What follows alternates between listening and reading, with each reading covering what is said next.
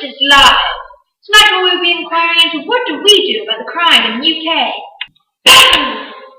Tonight we'll be having Claire and Kev from Gloucestershire, and tonight they'll be fighting for justice.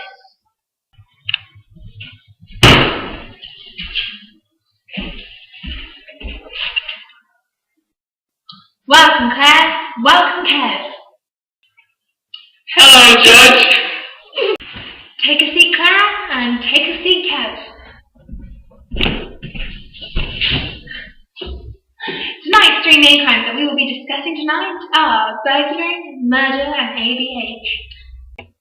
First scenario. Giles, 23, walks into a liquor store with only armed burglary on his mind.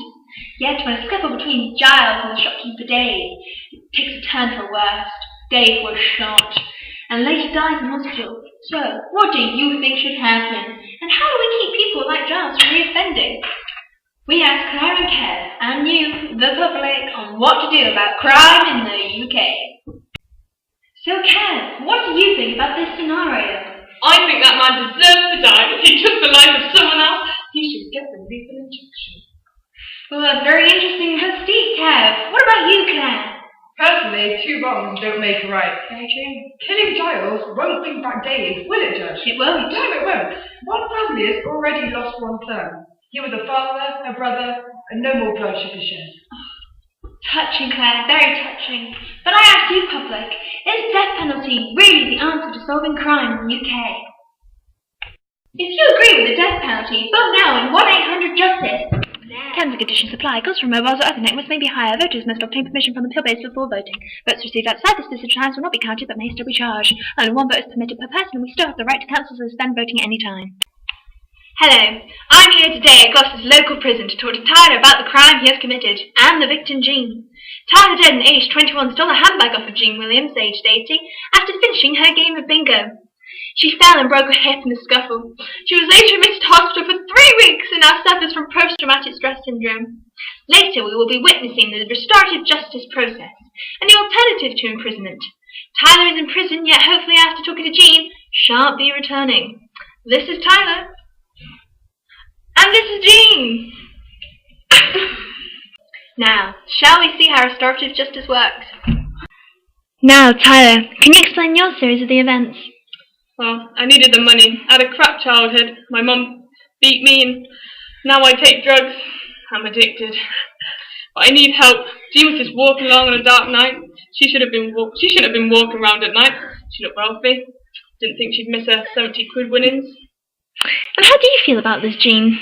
I don't feel safe about going outside anymore. I used to love this neighbourhood and my freedom as a pensioner.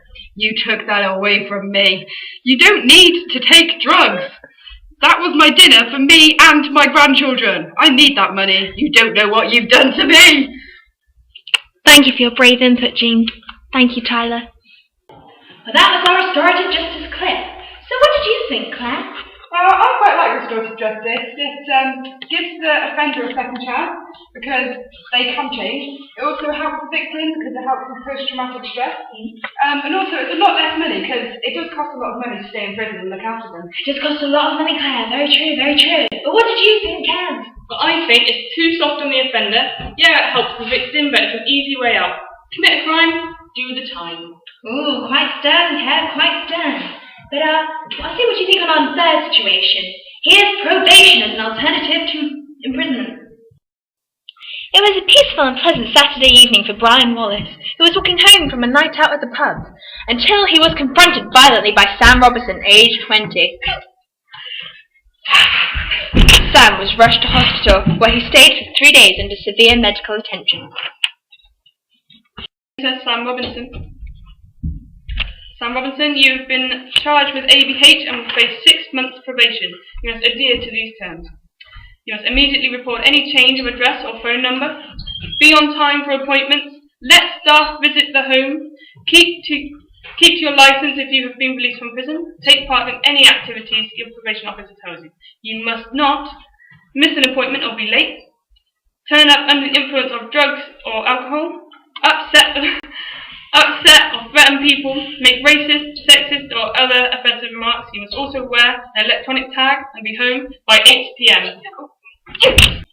And that was probation as an alternative to imprisonment. So Claire, what were your views? Well, once again, I quite like probation. It gives the offenders a chance to get back to the community, do something good for what they've done. It also gives them something to do so they're not on the streets, so they can't commit crime again. And it's also quite purposeful. It gives them something to do. Indeed, Claire, indeed. I quite like that. What about you, Kev? Well, I think, again, it's too soft on the offenders. These are adults, not kids.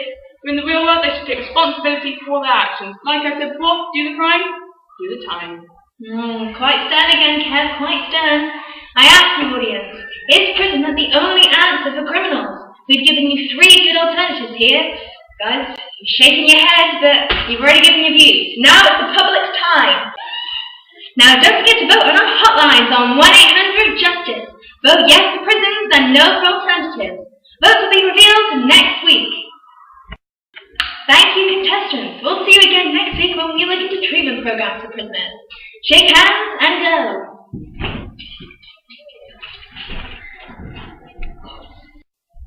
So thank you for watching, viewers. This has been Justice Live, and I've been your presenter, Chloe. Now to say thank you for our guest stars. We've had Jean, our finger-loving granny, and we've had Tyler, our common druggie. We've had Claire, our main contestant, and we've had Kevin, our other contestant. We've had Brian, our victim, and we've had Sam, our bully. Thank you for watching, people. Good night and happy safe days.